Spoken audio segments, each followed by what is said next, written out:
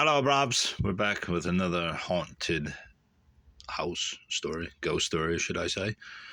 And this one is called The Haunted Homestead by Mrs. Emma Den Southworth.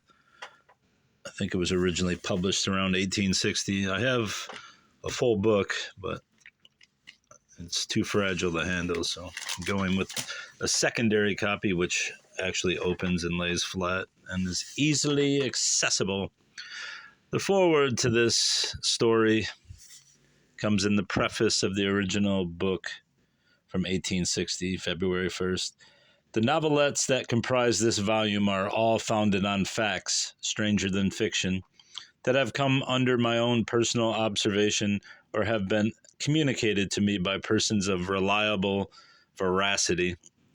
For the seemingly supernatural phenomena of the haunted homestead and the specter revels, which I believe is contained within that book, the full short story book, I have endeavored to find a natural solution, though it is but fair to add that many of the mysteries remain unexplained even unto this day. The Haunted Homestead. This is an 1897 version, publication.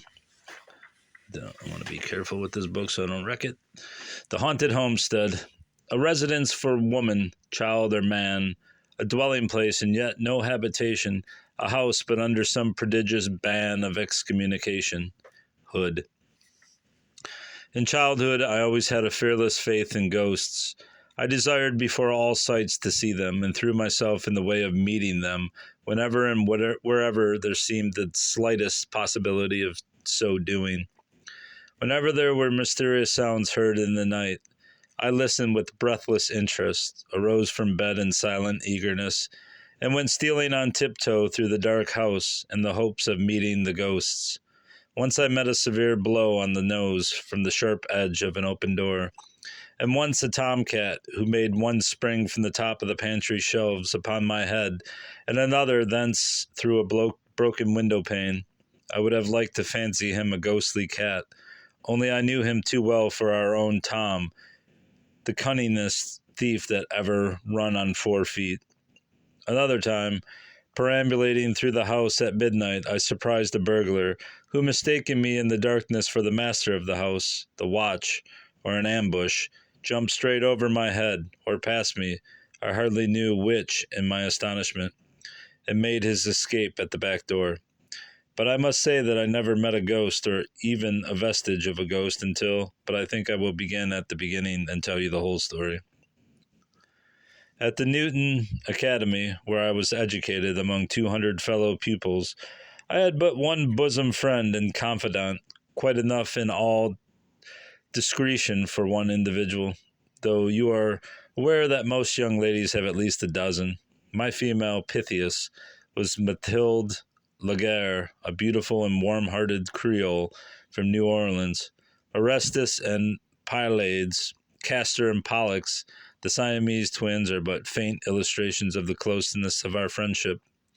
To say that we were inseparable is nothing to the fact. We were united, blended, consolidated, and the one angel of Swedenborg, formed of two congenial spirits, is the only sufficiently expressive example of our union of hearts. It was of little use for me to study a lesson, for though I had never looked at it, if Mathilde, I don't know how to say that, Mathilde, I'll just say Mathilde, only committed hers to memory, I was sure in some occult manner to have mine at my fingers' ends, or to other hand. If I studied, Mathilde might play. She would recite her task just as well. Moreover, if I told the story, Mathilde would swear to it, and vice versa. In short, we too were in all cases too many for all the rest of the school, principal, assistants, masters, and pupils, and we afforded a striking illustration of the truth of Robert Browning's lines, though I suppose the latter alluded to a true marriage and not a schoolgirl friendship. If any two creatures grow into one, they should do more than the world has done, by each apart ever so weak, yet vainly through the world should you seek. For the knowledge and the might, which in such union grew their right. As Mathilde was rich and I was comparatively poor, this friendship. Whoa, there goes the page. That's not what I wanted to do here. That's not what I wanted to do. Oh no. Oh dear. Oh dear. This is not cool. Brought me many advantages, among which was the privilege of annual travel and change of scene.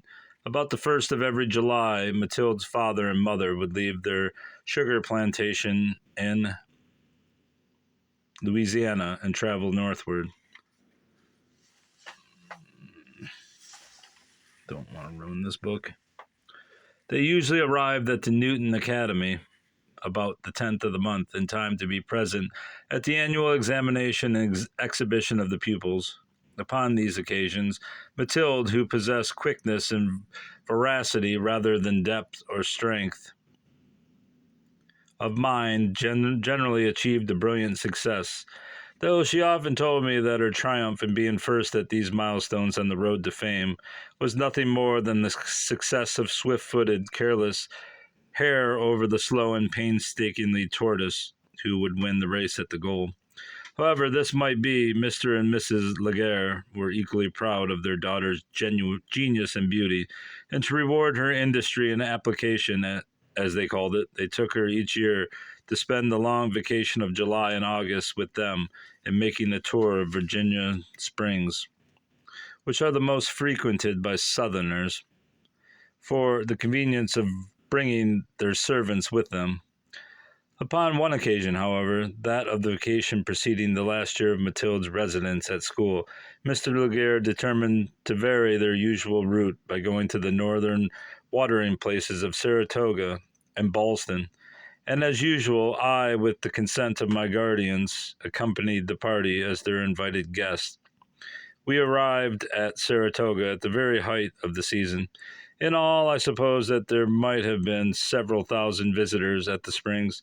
The United States Hotel at which we stopped was uncomfortably crowded, and though Mr. Laguerre grumbled in a very gentlemanly way, and Mrs. Laguerre wished herself home again, Mathilde and I enjoyed the crowd for the crowd's sake, and experienced the truth of the popular adage of the more, the merrier. At a place like that, even in the ballroom, distinction was almost as impossible as it is said to be in London, where now that the Duke is dead, no one is anyone. Scarcely anybody was anybody at Saratoga that season. Many a village beauty, the toast of her own little circle, and many a city belle, the queen of her own coterie, who went thither reasonably expected to make a sensation, found herself and her claims to notice lost in a brilliant multitude, all more or less expectant or disappointed. I thought Mathilde, with her tall and beautifully rounded form, stately head, pure olive complexion shaded by jet black ringlets and lighted up by laughing black eyes bridged over with arch and flexible black eyebrows, would attract some attention. Not a bit of it. Heiress and beauty as she was, Mathilde Laguerre was merely one in the crowd. There were hundreds with equal or greater claims to distinction, and so our beautiful Mathilde was not enthroned. Of course, she soon attracted around her a circle of old and new acquaintances, and had from them a due share of attention. Among the first of these new acquaintances was a young gentleman of the name of Howard. His introduction to our party, without being romantic, was certainly marked by singularity. It occurred the third day after our arrival at one of the weekly balls at the United States. It happened to be a fine, cool evening, and the assembly upon the occasion was unusually large. The saloon was quite crowded, leaving but little room for the motions of the dancers. Mathilde was looking very beautiful that night. She wore a dress with a threefold skirt, a very fine, transparent thal over rose-colored silk, and which, with every motion, floated around her graceful form with a mist-like softness and lightness. A berth and falls of the finest lace veiled her rounded arms and neck. She wore no jewels, but a wreath of rich, white heliotrope crowned her jetty ringlets, and a bouquet of the same odoriferous flowers employed her slender fingers. Yes, she was looking very lovely. Nevertheless, Mathilde, as well as myself, seemed destined to adorn the sofa as a wallflower all the evening, for set after set formed until everyone was complete. The music struck up and the dancing commenced. Still no one came near us, nor did we even so much as see, within the range of our vision, one single person that we knew. Mathilde voted that this very stupidest ball she was ever at, and hoped her papa would never come to Saratoga again. I, for my part, fell into the study of faces, and through them into the study of character, and through that into dreaming. Presently a head, start not, gentle reader, there was a living body attached to it, attracted my particular attention. It was not because it was above every other head present, though had not this been the case, I should not at that distance have seen it.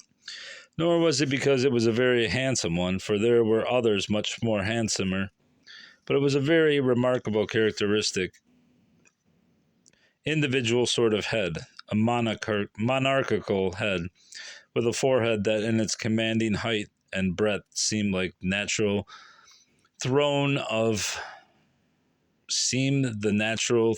of intellectual sovereignty, with a strongly and clearly marked nose and mouth, with eyes full of calm power that surveyed the multitude below with the quiet interest of a king inspecting his army on some festive parade day.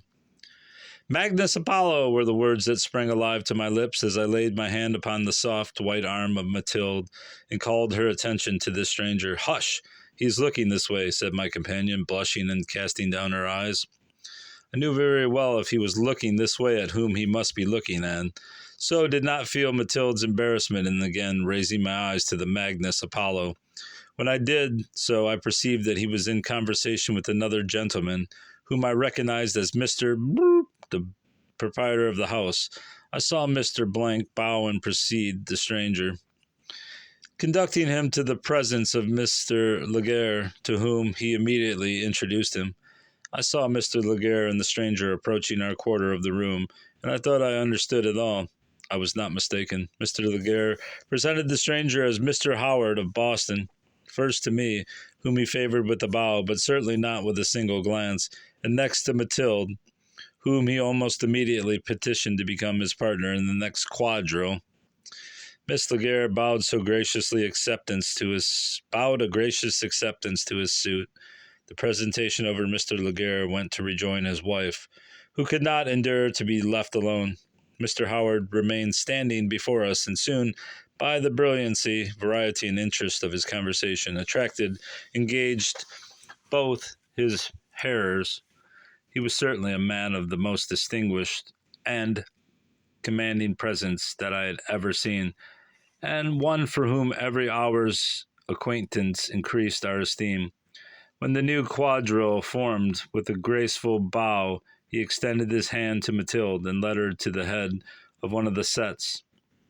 He danced as well as he conversed. Why should I run into detail?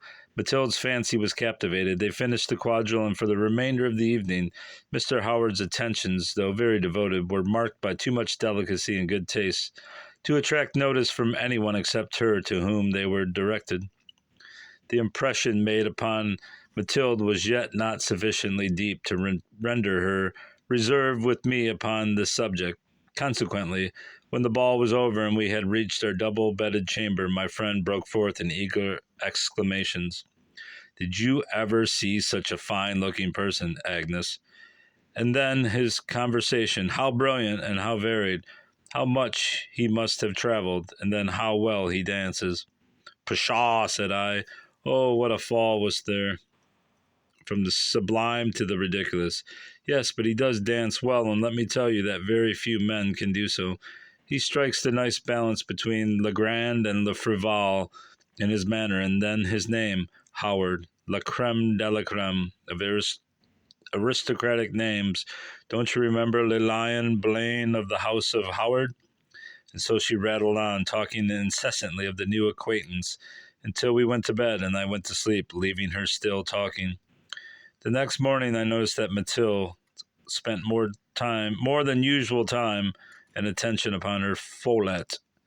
She looked very pretty, when did she not, in her embroidered cambric morning dress, with no ornament but her jetty ringlets flowing down each side her freshly blooming face. When we went downstairs, there was Mr. Howard waiting in the hall to offer Mathilde his arm to the breakfast table. Afterward, at the ladies' bowling alley, who but Mr. Howard stood at Mathilde's elbow to hand the balls? To hand the balls. What does that mean? Oh, the bowling balls, you dullard. Who took her in to dinner? Who made a horse block of his knee and a stepping stone of the palm of his hand to lift Mathilde into her saddle? Who attended her in her afternoon ride and her evening walk in the duet with the piano accompaniment at night? Howard, still Howard. Until after several weeks of this association, at last, Papa opened his eyes and inquired first of himself and next of his host. Mr. Howard, sir. Mr. Howard is a very talented young mechanic of Boston, answered the proprietor. Oh, sorry. Who is this Mr. Howard who is paying such very particular attention to my daughter? Mr. Howard, sir. Mr. Howard is a very talented young mechanic of Boston, answered the proprietor. A what? Questioned the astonished old gentleman. A very accomplished young machinist and mathematical instrument maker, sir, who has realized quite a handsome fortune by his patented improvement. And the foul fiend, exclaimed the old aristocrat, throwing up his hands in consternation as he trotted off. His daughter talking, dancing, riding, flirting with the mechanic. Oh, horror, horror, horror. The result of this was that after Mr. Laguerre's perturbed feelings had become somewhat calmed, he called for his bill, settled it, took 4 places in the morning coach, ordered his servants to pack up, and the next day set out for the south. He was very much disturbed. Miss Laguerre said nothing, but poor Mathilde was miserable, having been made to feel that she had unwittingly brought discredit upon herself and all her family. Mr. Laguerre left Mathilde and myself at our school, and with his wife proceeded to Louisiana. I soon saw that the warm-hearted young Southern maiden really was, or believed herself to be, the subject of a deep and unhappy attachment. She became reserved to all, even to me, and her health suffered. As weeks grew into months, her indisposition increased. One day her emotions broke the bounds of reserve, and throwing herself into my arms, she exclaimed, "Oh, Agnes, if Frank would only write to me, I should not feel so wretched." Frank? Who is Frank, my love? I inquired in surprise, for I had never heard this name among our acquaintances. She blushed deeply. "Oh, I mean Mr. Howard, you know. Frank Howard." "No, I did not know. Has it come to this? And do you call him Frank? And do you perhaps correspond with him?" "Oh, Mathilde, my dear, take care." "Oh, no, I do not correspond with him, never have done so.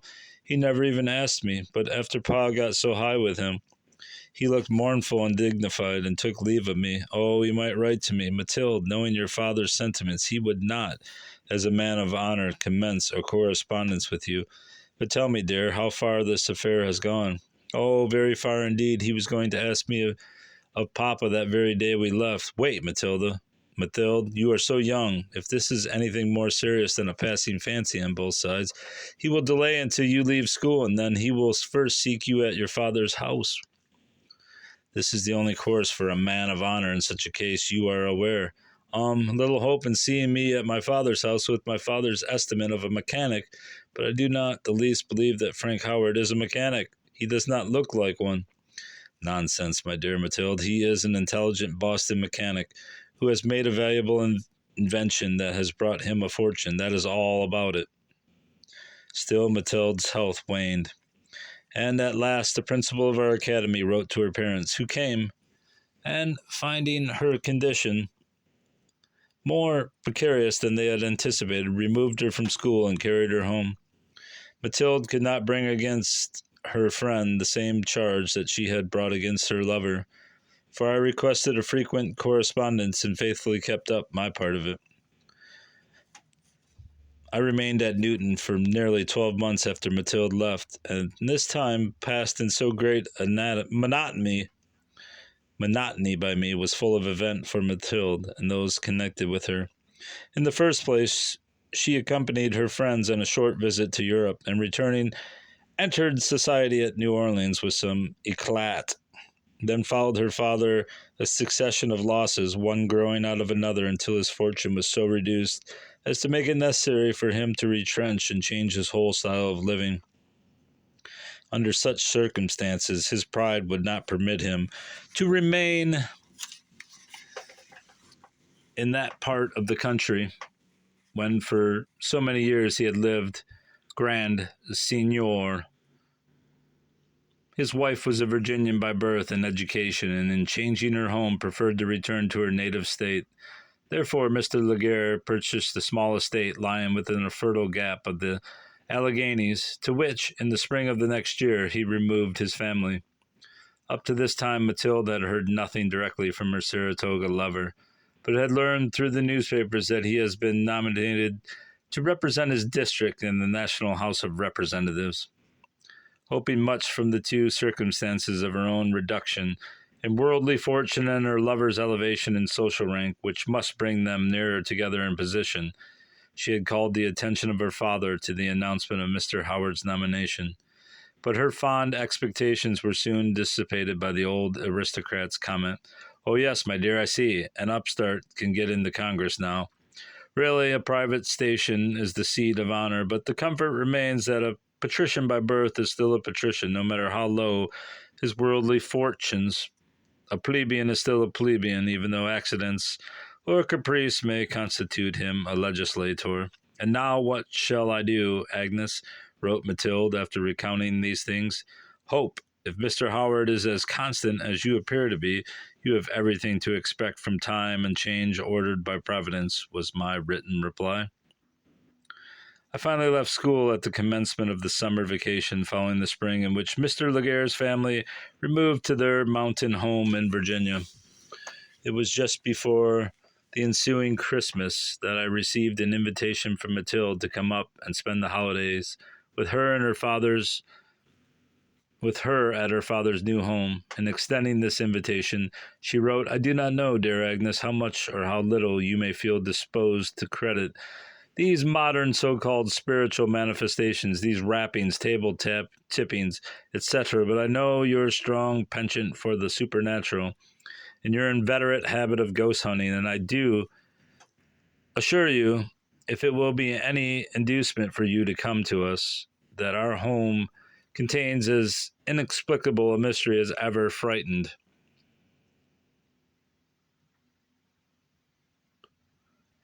I lost my spot. Human inhabitants away, and doomed a dwelling place to desolation and decay, and this haunting presence infests a house in a neighborhood as yet innocent of spirit rappings, table tippings, and such like deviltries, as it is of railroads, steamboats, and telegraph wires. But I shall say no more of this mystery until I see you face to face, except this, that even my unbelieving Pa talks of selling the place unless the nuisance is explained and removed. I think that it was the existence of this darkly intimated specter that fascinated me to the point of accepting Mathilde's invitation. Ghost hunting was my one weakness, perhaps I should say monomania. I secretly hoped that there might be a haunted chamber in the old house, and that they might put me to sleep in it. Furthermore, that I might be favored with an interview with the ghost. I resolved to go. No persuasion had power to withhold me, no obstacle to prevent me. My only brother was expected home to spend Christmas, but I would not wait for him. I would, on the contrary, ask Mr. Laguerre to invite him to follow me. The weather was very severe. The snow covered the ground to the depth of 2 feet on a level, and what it might be among the ravines of the mountain I was going to cross, I feared to conjecture. Nevertheless, to go I was determined. And with that, I'll stop, bravs. Until next time, goodbye.